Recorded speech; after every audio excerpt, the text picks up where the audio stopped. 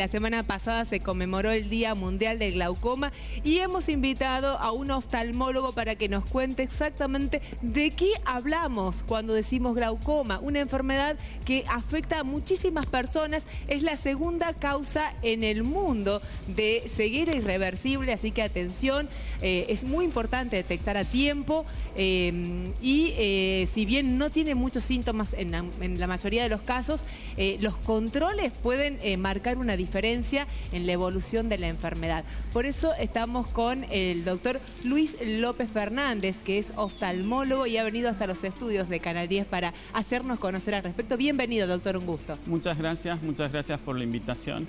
Sí, venimos a hablar de glaucoma que tanto nos apasiona estudiar. Bueno, ¿qué es el glaucoma y qué es lo que afecta? Bueno, básicamente el glaucoma es el daño en el nervio óptico. Como yo le digo a los pacientes, el nervio óptico es el cablecito que lleva la imagen desde el ojo hasta el cerebro y ese nervio óptico se daña cuando la presión intraocular está elevada. Sí, lo que quería preguntarle era cuándo empieza aproximadamente, si tiene números oficialmente fijos que nos pueda decir, pero ¿a partir de qué edad hay que empezar a cuidarse un poco ya respecto al glaucoma? Bueno, el glaucoma crónico es una enfermedad que no produce síntomas. Por algo se denomina el ladrón silente de la visión.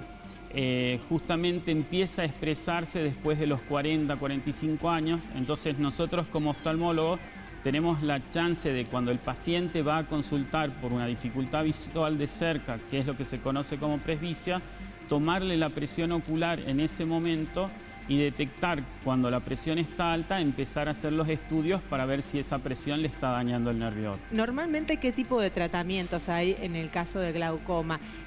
¿Operaciones, gotas en los ojos? ¿Cuáles son las maneras de seguirlo? Bueno, hoy en día contamos para el tratamiento del glaucoma con un arsenal muy variado, con gotas de distintas características, con distintos mecanismos de acción. De hecho, es la patología que más gotas tiene para ser tratada.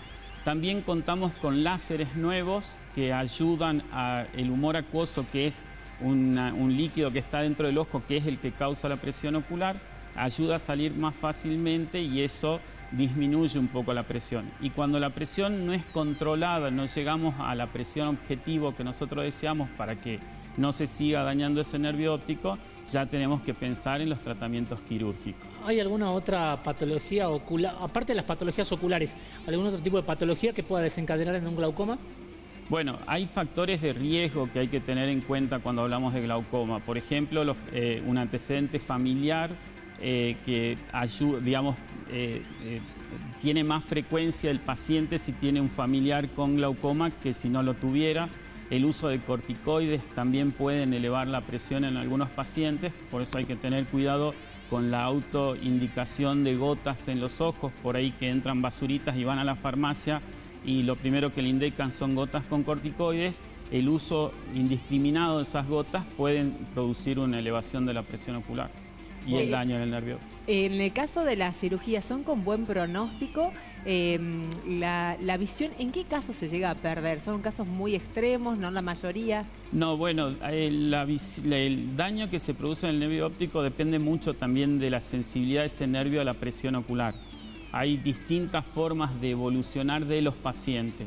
Hay pacientes que con presiones muy bajas evolucionan muy rápidamente a la ceguera y hay pacientes que con presiones no controladas tienen más chances de que ese daño se llegue al final. Básicamente lo primero que se va perdiendo es lo que conocemos como campo visual, que el paciente termina viendo como un tubo, puede tener una visión muy buena lejana, pero como por un tubo sin un campo visual. No puede ver a los costados. No puede ver a los costados. Doctor, le quería preguntar, cuando generalmente las personas sufren algún tipo de alergia, tienden a irritarse los ojos de las personas. Y uno lo que ve habitualmente es la práctica de refregarse los ojos. Y alguna vez uno hablando y escuchando por ahí, las madres, abuelas, siempre dicen, te vas a lastimar los ojos. ¿Existe eso? ¿Podemos dañarnos el nervio óptico, por ejemplo, refregándonos los ojos? No, el nervio óptico es difícil dañarlo con refregarse. Sí hay cosas que pueden pasar al refregarse, desde romperse un vasito en la conjuntiva y producir una hemorragia conjuntival, hasta el uso frecuente del refregarse los ojos puede llevar a lo que conocemos como astigmatismo, es decir, un cambio en la curvatura de la córnea.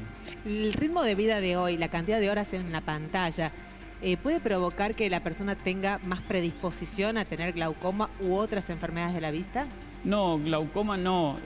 O sea, el uso de pantallas, de tecnología, sí se ha visto que cuando uno más la usa, más fija la vista, produce más frecuencia de miopía, que es la dificultad para ver de lejos, y lo que se está viendo actualmente, que es muy frecuente, es la alteración en la superficie del ojo, con un ojo seco, que lleva a queratitis o úlceras de córnea si no son tratados. Siempre se habla de la tecnología respecto de cómo ha evolucionado para repeler, por ejemplo, los rayos y la luz que emanan las pantallas de los diferentes dispositivos. ¿Funcionan?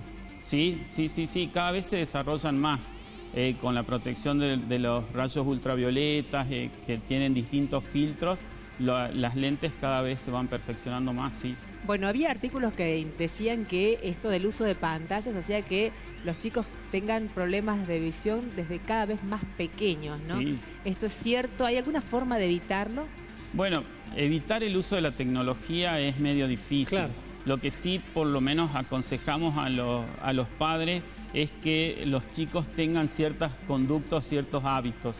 No usar la tecnología más de 45 minutos, una hora, descansar 15 minutos, 20 minutos, salir a dar una vuelta, mirar a lo lejos. Eso hace de que no se fije tanto la vista de cerca y evita esa dificultad que posteriormente trae para ver de lejos. Antes nosotros indicamos los famosos anteojos de descanso a los estudiantes universitarios, porque era todo el tiempo leyendo libros, fijando de cerca y a lo lejos traía su dificultad. Hoy esos anteojos los estamos dando en chicos desde los primeros grados. Es cierto que se ven chicos de jardín ya con anteojos, ¿no? Sí. Es muy frecuente, jardín preescolar. Bueno, mucho tiene que ver los controles que se hacen. Actualmente se pide un control al inicio del nivel del jardín, en primer grado y en primer año de la secundaria. Esto nos sirvió mucho a nosotros para encontrar esas patologías que antes pasaban desapercibidas y que muchas veces la persona se daba cuenta que no veía ya en edades muy avanzadas y cuando ya no teníamos mucho por hacer. Con fuertes dolores de cabeza, ¿no? Cuando iban al aula y no veían, tenían visión borrosa, en esa época se detectaban así, ¿no? Ya en clase cuando a los chicos les dolía la cabeza. Exacto, o cuando tenían la suerte de estar jugando algo y taparse un ojo y darse cuenta que con un ojo veían bien y con el otro no veían tanto. Lo que quería preguntarle también, hablando de anteojos, la manera en que se componen, los elementos utilizados, muchas personas terminan comprando tal vez anteojos en algunos puestos de ventas callejeros y demás. Quería preguntarle puntualmente eso, si puede afectar realmente de la vista en grandes proporciones. Lo que pasa es que esos anteojos son más baratos por la calidad del vidrio con el que están hechos. Básicamente es un plástico que, si bien es transparente, no es tan transparente para el beneficio de la visión. Por eso es que siempre aconsejamos de que los anteojos sean prescriptos por un oftalmólogo y sean realizados en una óptica, ¿no? Doctor, sobre la detección del glaucoma, ustedes han realizado una campaña importante. ¿Entre qué instituciones han participado? Esto fue el miércoles de la semana pasada. Así es, fue el viernes durante la mañana de 8 a 12. Es una actividad que la venimos haciendo hace mucho. Trabajamos en forma conjunta la Sociedad de Oftalmología de Tucumán con lo que hoy es el Hospital Oftalmológico Universitario y con el apoyo del Ministerio de Oftalmología. La sociedad junta a los oftalmólogos de la provincia y es así que distintas clínicas privadas de la ciudad mandan sus residentes a la plaza a acompañarnos a nosotros para tomar la presión ocular. Eso es lo que se hace en la vía pública, toman presión ocular. Eso es lo que hacemos en la Plaza Independencia, hicimos en la Plaza Independencia, también lo hicimos en los jardines de la Municipalidad de Yerbabuena, con la colaboración de la Municipalidad de Yerbabuena, y en la Plaza Independencia lo que hacemos también es nosotros traer nuestros alumnos que están cursando oftalmología y son los que van repartiendo folletos en las plazas y contándole a la gente qué es esto del glaucoma. Y le pregunto, doctor, ¿la gente se acerca masivamente a preguntar sobre su condición ocular? Entre el año pasado y este año no bajamos de las 350 personas que tomamos la presión ocular. Bueno, es importante. Y además ustedes tienen un servicio dentro del dictado de la carrera, de la materia de oftalmología en la facultad y en la universidad.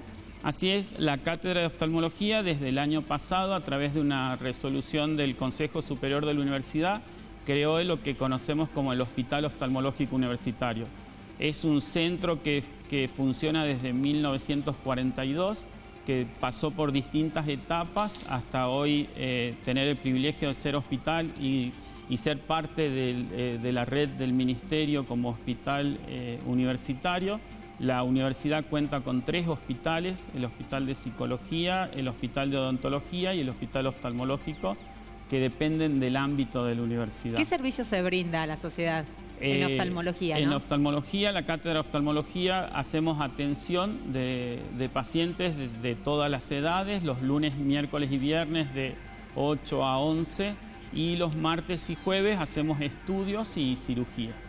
¿Esto es a un costo más accesible que lo que normalmente uno ve en los consultorios oftalmológicos? ¿Esto queda en el centro Previch? ¿Es con turno previo? ¿Cómo hace la gente que está interesada? Por ahora estamos trabajando por orden de llegada. Se paga un bono que es algo ínfimo, simbólico, y es masiva la concurrencia. Sí. Mucha gente asiste por el servicio. Sí. Bueno, ahí una vez más vemos lo importante que es la universidad pública, ¿no? Y al servicio de la gente, de la sociedad. En el caso de ustedes con lo que es el Hospital de Oftalmología, pero en el caso de odontología conozco gente que se atiende en este servicio porque a veces no tienen coberturas de obras sociales y es un servicio más que importante el que brinda. Sí, estamos ahora trabajando justamente los 3 hospitales trabajando en forma conjunta. Y me enteraba que, por ejemplo, tienen más de 100 sillones para atención de pacientes y hacen todo tipo de prestaciones en la facultad. En odontología sí, estamos hablando. Sí, es un trabajo que se viene realizando desde la facultad, desde las distintas facultades, tanto medicina, odontología como psicología, apoyados plenamente por el señor rector y en conjunto con el doctor Medina Ruiz, el ministro de Salud, que tiene toda la intención de colaborar con la realización de estos 3 hospitales. Bueno, doctor, muchísimas gracias.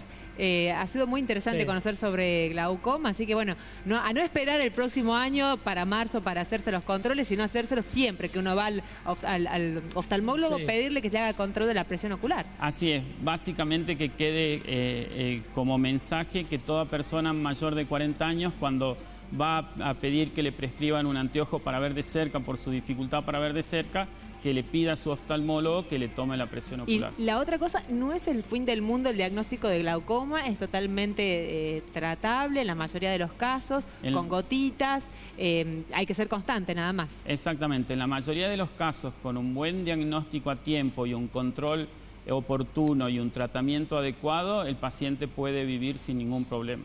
Bueno, muchísimas gracias. Placer. Bueno, nosotros nos vamos a una pausa y ya volvemos con más Ventana a la Ciencia.